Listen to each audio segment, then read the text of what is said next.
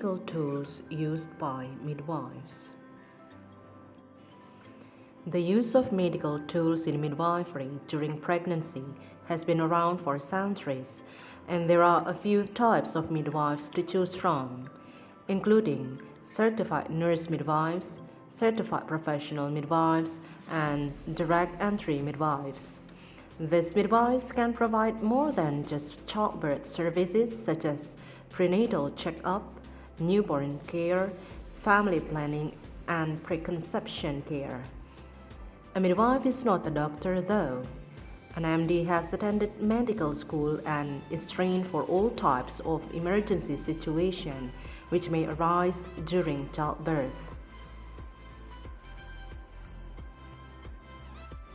The tools a midwife might use are similar to those of a doctor: gloves, syringes, and needles. For the health and safety of you and the midwife, gloves are always used when handling the medical tools and when touching a mother. It is the only way to ensure that nothing is transferred to the baby after delivery. Syringes and needles are necessary to administer the epidural that will relieve you from some of the pain during labor. Also, midwives may use the syringes to take tissue or blood samples. They may use a smaller heel prick device to take a blood sample from the baby. Pre- and post-labor tools, a Doppler or an ultrasound kit is needed to test the baby's heartbeat, making sure it is at a normal rhythm. A fetoscope is also used to listen to the fetal heartbeat. A fetoscope has a camera on the tip so it can be inserted inside you to get a better look at the baby. Stethoscopes are used for both you and the baby to check blood pressure. Forceps are used to help remove the baby if it gets stuck, and surgical scissors are used to cut the umbilical cord. Medical knives may also be necessary if you are not dilated enough, and a midwife needs to make a small incision to give a baby a wider opening for the vaginal delivery for the baby.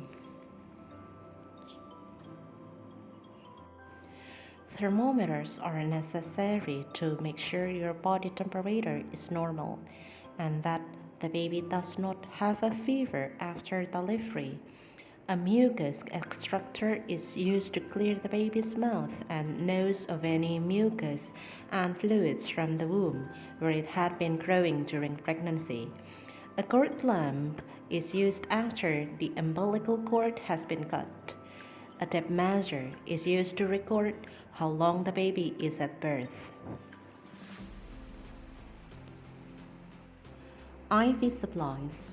IVs are sometimes necessary as they supply fluids to you during labor and delivery. Some midwives and doctors recommend not eating anything except ice chips during labor, so the IV fluids helps provide nutrients you need so your body stays healthy for delivery. Alcohol swabs, gauze, and the needle inserted to run the IV fluid through your body are also needed. Resuscitation supplies. If you have trouble breathing during labor, oxygen is administered.